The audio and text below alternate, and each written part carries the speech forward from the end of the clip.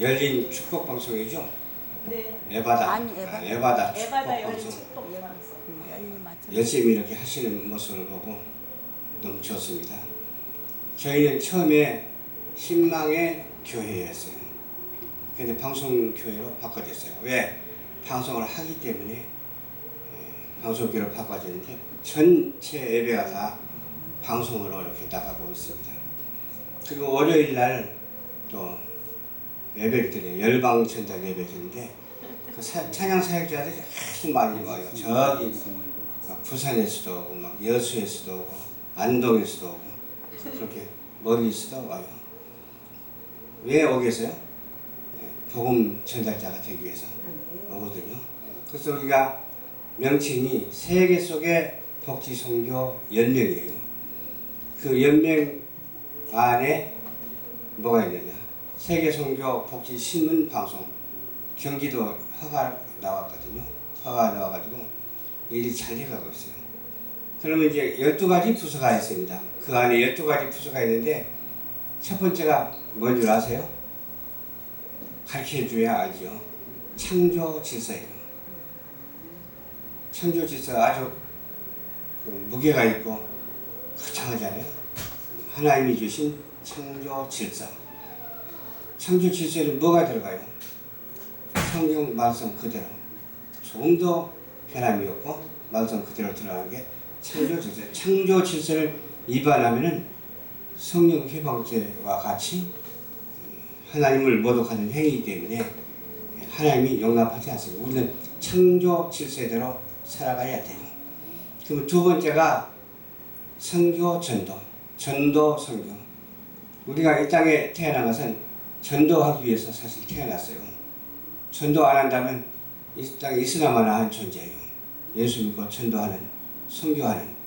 그러나 해도 되고 안 해도 되는 것이 아니라 반드시 해야 되는 그런 전도, 선교. 잊지 마시고 전도, 선교로서의 전달자가 되시기를 주님 여러분 부탁을 드립니다. 세 번째로 방송 정보. 옛날에는 이렇게 전도를 하기 위해서 집에 찾아다니면서 전도했어요. 또 확성기로 이렇게 마이크를 대고 전도하고 그랬어요. 또 전도지 나눠주면서 전도했어요. 참 중요하죠. 지금도 중요하고 그때도 중요해요. 근데 하나님께서 미디어, 멀티미디어 시대를 우리에게 허락해 주셔가지고서 핸드폰에 다 이렇게 전달이 되잖아요. 그래서 일명 주머니 방송이라고도 그래요. 주머니에서 그냥 소리 나면 이렇게 열어보면 방송이 이렇게 전달되어서 오거든요. 그래서 이런 전달식 방송, 주머니 방송 예측을 많이 하는 것 같아요.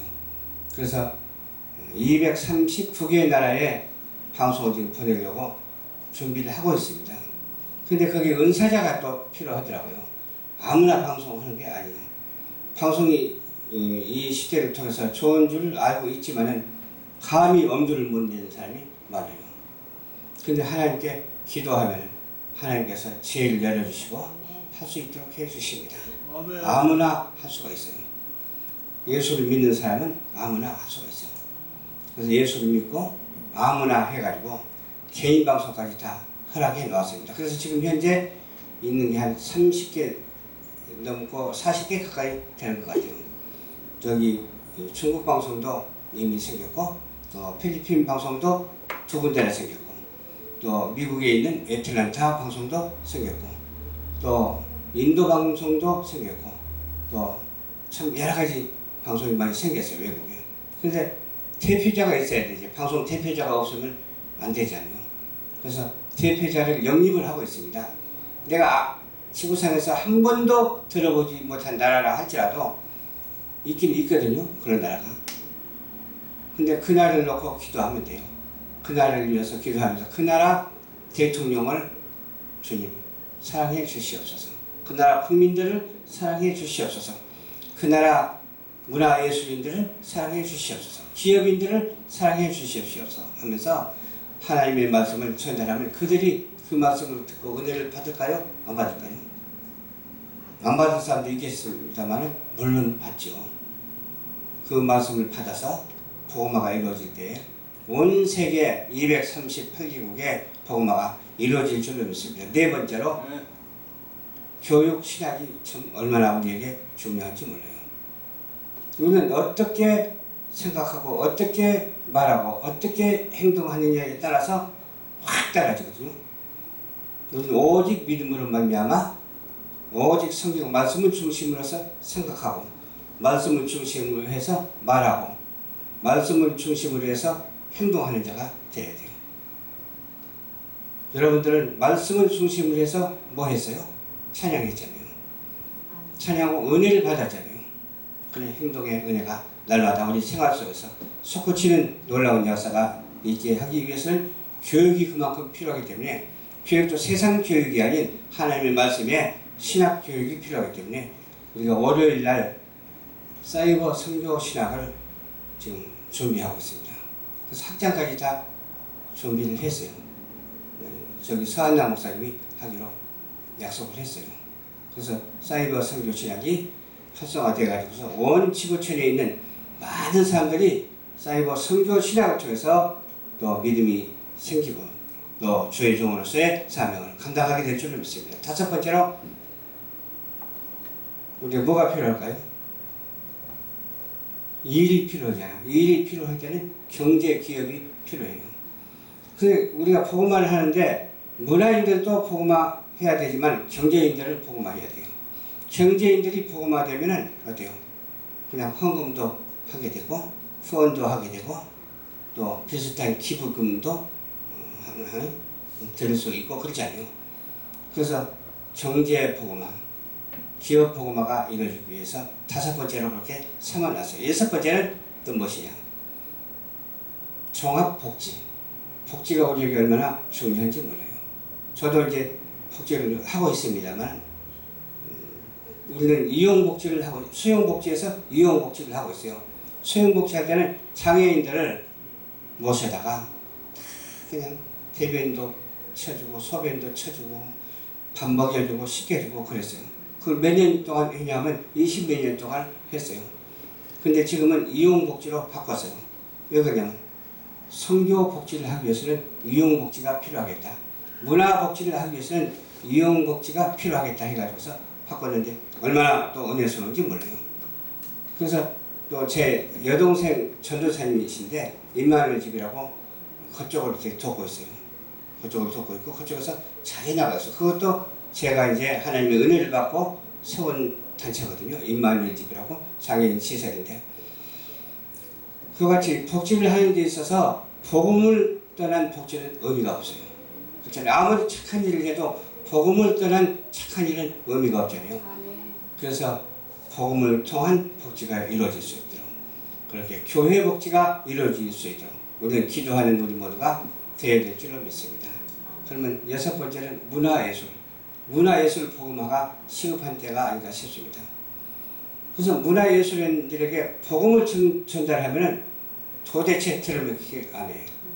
왜 그러냐? 거기가 다 좋거든. 세상적인 노래 부르고 그냥 춤추고 막 그냥 이상한 짓을 막 하고 그게 더 좋거든. 근데 어떻게 해야 되냐?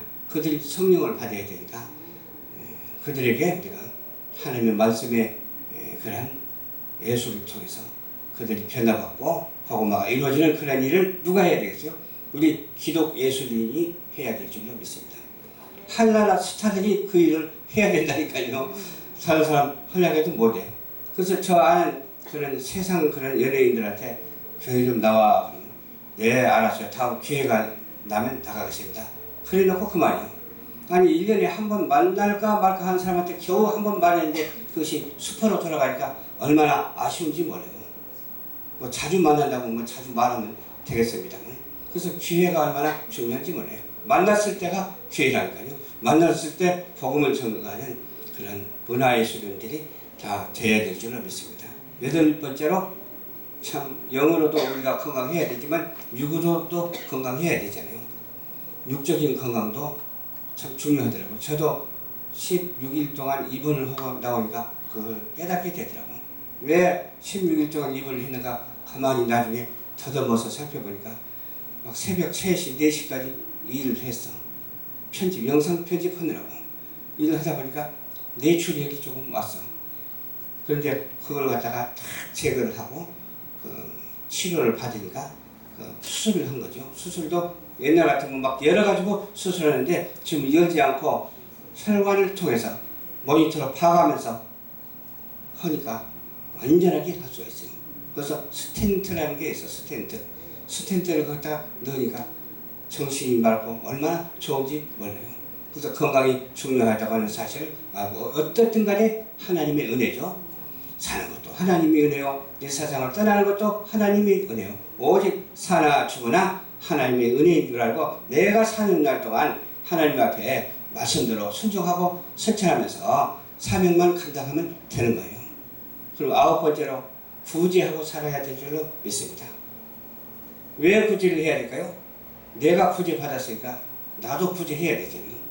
내가 하나님의 은혜로 이 땅에 왔으니까 또 자녀들도 낳아야 되잖아요.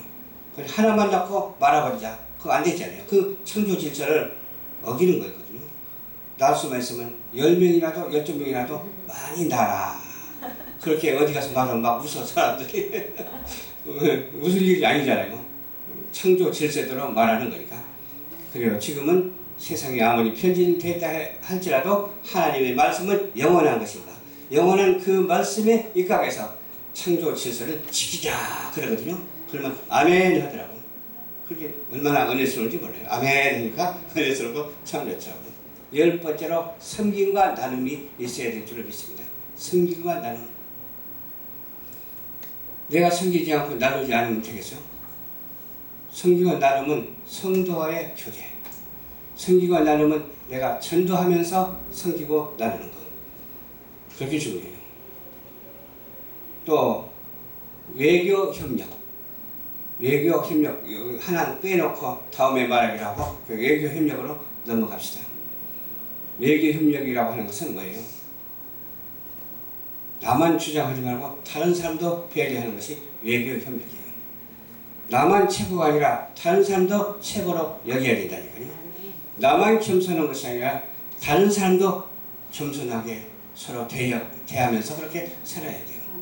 그리고 우리나라만 잘 살고 잘 먹으려고 하지 말고 이웃나라도 좀 퍼주면서 살아야 된다니까요.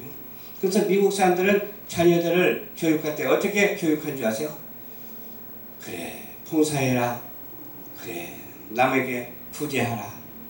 섬기고 나누고 살라. 그렇게 헌신해라. 충성해라. 그렇게 자녀들에게 가르친대요. 그러면 중국 사람은 어떻게 가르치는 줄 아세요? 자녀들에게? 어디 가서 손해보지 말고 다녀라. 그러니까 남의 것을 어떻게든지 훔쳐라는 그런 말은 꼭 아니겠습니다만 그런 의미가 부여되는 거예요. 근데 한국 사람은 또 뭐라고 하잖아요? 욕을 하면서 너 왜 맞고 다니냐? 그런데 두들겨 패라 그 말이에요. 맞고 다니지 말고. 그러니까 나중에 두들겨 패게 되면 어떻게 돼요? 불량한 사람이 되잖아요. 그 불량한 것을 가르칠 필요는 없잖아요. 이제는 우리나라도 그렇게 교육하는 것이 아니라 하나님의 말씀대로 살아라. 그래요. 그러면서 외교 협력이 잘 이루어져서 이 땅에 복음을 이루고 평화와 안정과 질서가 회복되는 그런 일을 우리가 반드시 해야 되겠기에 그렇게 하기 위해서는 멀티미디어 시대이기 때문에 방송 시대이기 때문에 이 복음의 말씀을 지구촌 땅끝까지 전달해서 안개처럼 자욱하게 해서 거기다가 성령의 불을 확 붙여서 화락산처럼 영원히 꺼지지 않고 타오르는 놀라운 역사가 있어야 될 줄로 믿습니다. 또 뭐 하면 돼요? 찬양 하나 하라고? 찬양 한곡하고 그러면 감사